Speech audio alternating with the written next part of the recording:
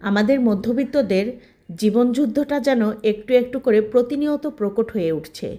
১,০০০ টাকা বাজারে নিয়ে গেলে ব্যাগের একটা কোণায় ভরে না, সেখানে তো অন্যান্য চাহিদা অনেক দূরের কথা। আর এই অবস্থায় বাড়ির ছোট ছোট বাচ্চাদেরকে তো আর প্রোটিনের অভাবে রাখা যায় না। আর বাচ্চাদের প্রোটিনের চাহিদা পূরণের জন্য আমার আজকের এই রেসিপি আপনাদের জন্য এনেছি, যার জন্য লাগছে সয়াবড়ি। আসসালামু আলাইকুম বন্ধুরা, আশা করছি সবাই অনেক ভালো আছেন, সুস্থ আছেন। আমি জাকিয়া সুলতানা পাঁচবিবি থেকে বলছি। তো দেখতেই পেলেন এখানে কিছুটা সয়াবড়ি নিয়েছি আর পানি গরম বসিয়েছি। আর এখানে ছোট্ট এক টুকরা পাতাকপি এইরকম করে আমি কেটে নিচ্ছি, একটু স্কোয়ার শেপে ছোট ছোট করে কেটে নিচ্ছি। আমার কাটাটা দেখে নিশ্চয়ই বুঝতে পারছেন কী রকম হবে। আর পানিটা এখন গরম হয়ে গেছে, সয়াবড়িগুলো এখানে দিয়ে দিলাম।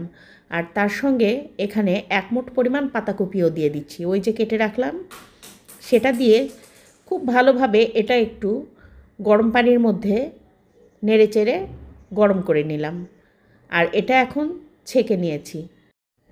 নুডলসের যেভাবে আমরা সেদ্ধর পর ধুয়ে নেই ঠান্ডা পানিতে, তো ওই রকম করেই আমি নুডলসের মতো করে কষলিয়ে কষলিয়ে খুব সুন্দর করে ঠান্ডা পানিতে এটা ক্লিন করে নিয়েছি। আর একদম কটকটে করে চিপে চিপে এখানে অন্য একটা বাটিতে তুলে নিচ্ছি, যাতে একটুও পানি না থাকে। আর এই ফাঁকে বলে রাখছি, আমার ভিডিওটা যদি আপনাদের একটুও ভালো লাগে দয়া করে একটি লাইক দিয়ে কমেন্ট করে যাবেন কেমন লাগলো ভিডিওটা। আর নতুন বন্ধু হয়ে থাকলে চ্যানেলটি সাবস্ক্রাইব করে সাথে থাকবেন। দেখতেই পাচ্ছেন এখানে আমি চিপে নেওয়ার পরে ব্লেন্ডারের পটে ঠিক 3 সেকেন্ড অথবা 4 সেকেন্ড এরকম, তার বেশি কিন্তু নয়, একটু ব্লেন্ডারে ঘুরিয়ে নিয়েছি। দেখতে পাচ্ছেন পাতাকপিগুলোও আস্ত আস্ত আছে, একদম কিন্তু পিষে যায়নি, একটু ছোবড়া ছোবড়া করে এরকম করে নিয়েছি। আর তার সঙ্গে দিয়ে দিলাম 2 টেবিল চামচ আটা, যেটা আমরা রুটি খাই প্যাকেটের আটা, সেইটা আমি দিয়েছি এখানে। আপনারা চাইলে কর্নফ্লাওয়ার, ময়দা অথবা গমের আটাও দিতে পারেন। আর এখানে একটু দিয়ে দিলাম পেঁয়াজ কুচি, খুব সামান্য ছোট্ট একটা পেঁয়াজ কুচি, 3-4টে কাঁচামরিচ কুচি, সামান্য একটু ধনে পাতা কুচি, 1 ফালি লেবুর রস, স্বাদ মতো 1/2 চা চামচ লবণ দিয়েছি এখানে, 1/2 চা চামচ আদা রসুন জিরা বাটা দিয়েছি, আমি সবসময় একখানে করেই এটা বেটে রাখি, সেটা একটু দিয়ে দিলাম।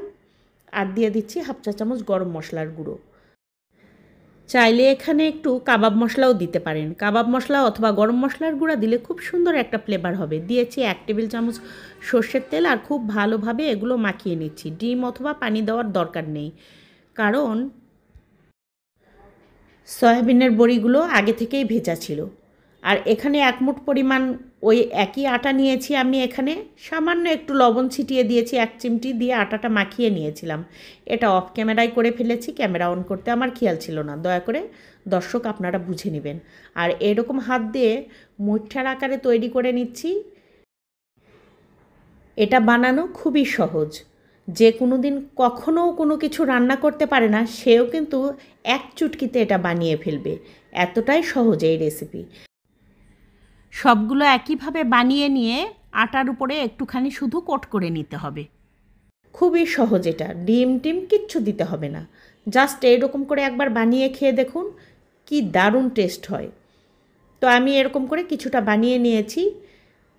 তো বন্ধুরা, আমার যে বন্ধুরা এতদিন আমার সঙ্গে ছিলেন, এখনও আছেন আমার সঙ্গে, তাদেরকে অন্তরের অন্তঃস্থল থেকে গভীর ভালোবাসা জানাচ্ছি।